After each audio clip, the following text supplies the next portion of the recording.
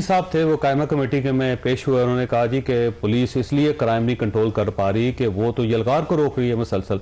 इस्लामाबाद के ऊपर आए रोज यलगार होती रहती है, तो पुलिस तो सिर्फ उस काम में इन्वॉल्व होगी, शहर तो अब उसकी प्रायोरिटी रही नहीं। एक रियलिटी तो है ही, रियलिटी भी है, और जो क्राइम है वो अनएम्प्लॉयमेंट की वजह से है। कितनी दुनिया बेकार है।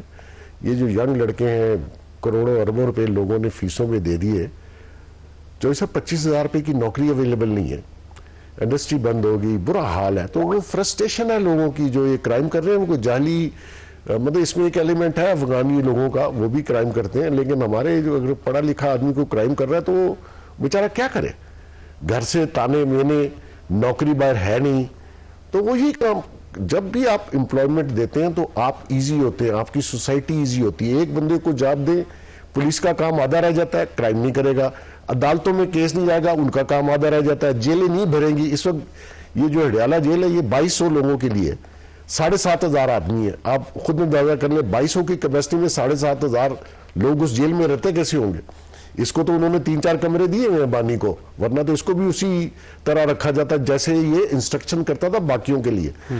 तो मकसद ये है कि ये जो सारा सोसाइटी का फैब्रिक है वो एक पुलिस नहीं कंट्रोल कर सकती या एडमिनिस्ट्रेशन नहीं कर सकती, इसको सब में शामिल होना है। ये वाइस वर्सा चीजें जो है एक दूसरे को सपोर्ट करती है ना। अनएम्प्लॉयमेंट है, क्राइम बढ़ेगा, सिंपल उसूल। आप देखें जितनी वेलफेयर स्टेट्स है, अमेरिका है, यूके है, यूरोपियन, स्कैंडिनेवियन, वो स्टाइपेंड क्यों देते हैं हर वीक कि भाई आप खाना खाओ ताकि वो क्राइम ना करें। ठीक है, यहाँ तो गवर्नमेंट कुछ देती नहीं है, देने के काबिल भी नहीं है, क्या देगी गवर्नमेंट। अगर लोगों को 24 करोड़ बेरोजगार किस आप देख लें, तो ऐसी एक या 2 सूरत करोड़ लोग बरसे रोजगार हैं, बाकी 23 से लेके 24 करोड़ के दरमियान लोग बेरोजगार हैं। और फिर देखें, आपको 24 करोड़ आप कह लें तो आपको 2.5 अरब रोटी दिन की चाहिए। गंदम, फूड सिक्योरिटी आपका मेन इशू, तो उस तरफ ध्यान देने नहीं देते। सारा दिन पॉलिटिकल मसाइल में लोग फंसे रहते हैं। और ये बानी जब से आया है, इसका इंटरनेशनल एजेंडा भी यही है कि ये मुल्क स्टेबल ना हो। और आप देख लीजिएगा ये लगा रहेगा जब तक जिंदा है, क्योंकि इसके दिल में वो है कि मैं इसको स्टेबल। अच्छा, 2014 में जब आप इनके साथ थे, आपको उस वक्त एहसास नहीं हुआ कि कोई इंटरनेशनल एजेंडा? नहीं, उस वक्त इसने कैमोफ्लाज रखा, झूठ बोला सबसे, मेरे से नहीं सबसे। और ये जो इसके वोटर और सपोर्टर हैं उनको जो उम्मीदें थी, जो एस्टेब्लिशमेंट को इसने लारे लगाए, सारी कौम को लगाए। इसने कहा स्टेटस को टूटेगा, मैं ये करूंगा वो करूंगा, जितने नारे आपको याद होंगे। इसका अपना मंशूर उठा के देख लें। जैसे ये पावर में आया ये बदल गया, ये उस असल एजेंडे पे आ गया। और न्यू कॉन का एजेंडा ज़ल्मे खलीलदाद इससे कभी नहीं मिला था। वो रातों को 1-1 बजे 2-2 बजे इसके घर जाना शुरू हो गया, सबको पता है। और उस पर एस्टेब्लिशमेंट ने थोड़ा शोर भी डाला और ये चेंज हो गया।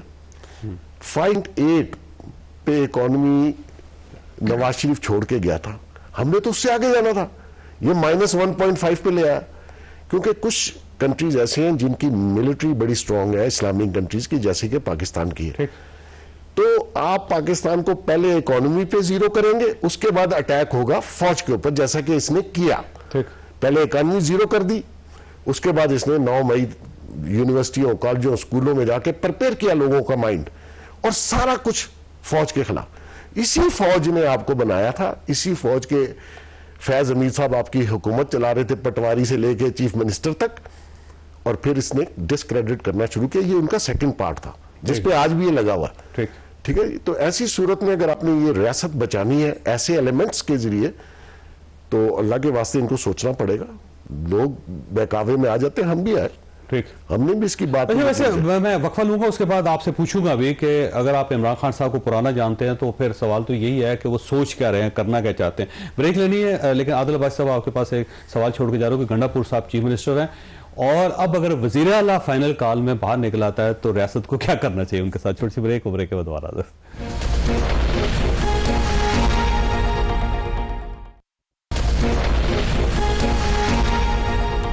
प्रोग्राम में दोबारा खुश आमदीद। आदिल अब्बासी साहब, गंडापुर साहब, मुझे लगता है पिछली मरतबा उनको फाइनल वार्निंग दी गई थी इसलिए वो इस बार थोड़ा सा पीछे पीछे हैं और वो नहीं चाह रहे कि ये 24 नवंबर का ऐलान वो खुद करते या कोई बहुत खौफनाक किस्म का बयान देते। वो ये कह रहे हैं कि कफन बांधे हुए हैं, इस बार जाएंगे वापस नहीं आएंगे, और घर वालों को सोचना चाहिए कि अब नीयत नहीं आ रही और उसके बाद वो जनाजा पढ़ लें वगैरह वगैरह। लेकिन इस तरह शायद वो जिस तरह पिछली बार किया था इस तरह वो इस बार बाहर ना निकलें, क्योंकि उनको खतरा है कि कहीं उनकी गिरफ्तारी में ना हो जाए। तो पहला चीफ मिनिस्टर होगा जो गिरफ्तार भी हो जाएगा। वो शेर का दूसरा मिसरा पढ़ देता हूँ, लहू गर्म रखने का है ये बहाना।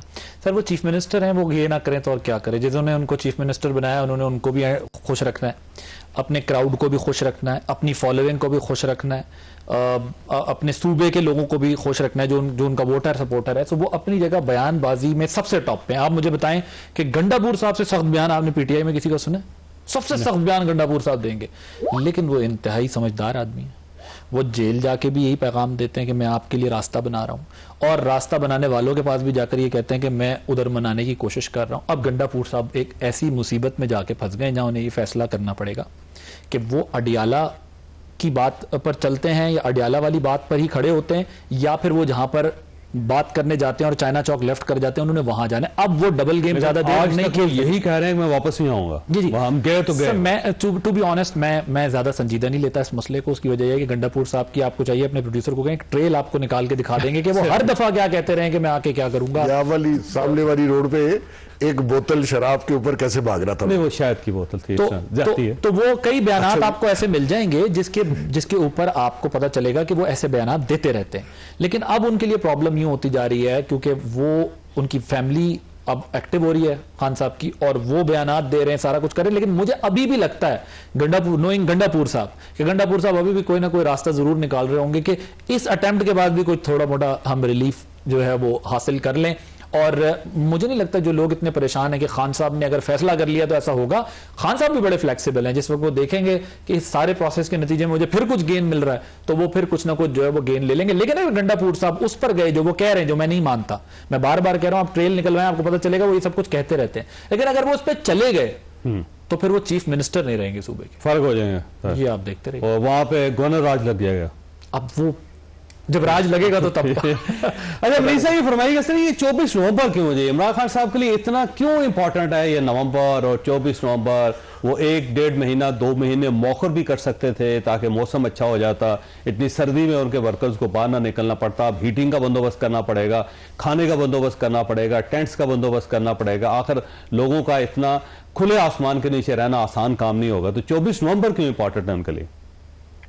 तो सब आपको याद है कि जब फैज हमीद साहब को हटाया गया था बतौर DGISI, तो ISPR ने फौज ने पहले इशू कर दिया था पोस्टिंग ऑर्डर और सारा कुछ, लेकिन इमरान खान साहब उस पर डटे रहे। फिर एक खास तारीख का उन्होंने बताया कि उस दिन होगा और उस दिन वो अपना ओहदा छोड़ेंगे।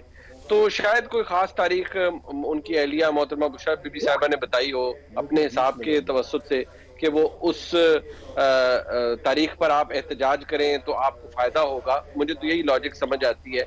लेकिन फ्रैंकली अगर देखा जाए तो एहतजाज से फायदा कोई हासिल नहीं होता। और जो गंडापुर साहब की पोजीशन है, मुझे लगता है गंडापुर साहब के वो इतने ज्यादा एक निजाम और इस हर चीज का हिस्सा है कि वो हर एक को खुश करते फिरते हैं। जाहिर बात है उन्होंने फिर अपनी तड़ी भी लगानी होती है, लेकिन उनको ड्रेस डाउन भी कर दिया जाता है जब जरूरत होती है। और वो फिर आपको पता है इस्लामाबाद में रहकर भी गायब हो जाते हैं। फिर वो 12 जिले क्रॉस करके, जिनका ज्योग्राफी आज तक मैं नहीं समझ सका, वो खैबर पख्तूनख्वा भी पहुंच जाते हैं।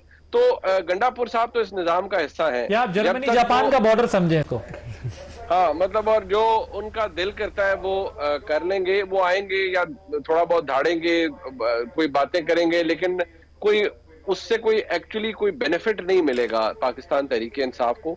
और मुझे लगता है कि जो प्राइम ऑब्जेक्टिव है इमरान खान साहब का, वो शायद तसादुम है कि तसादुम से कोई अपॉर्चुनिटी निकल आए।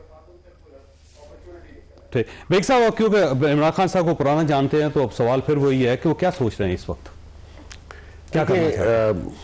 ये जो कुछ मखसूस लोग होते हैं लाइफ में जो सिर्फ ब्लफ करना जानते हैं, अगर आप उनका ब्लफ कैश करवा लें तो यकीन करें वो धड़म से जमीन पे बैठते हैं। इसकी ये आदत है, ये बातें बहुत बड़ी बड़ी करता है।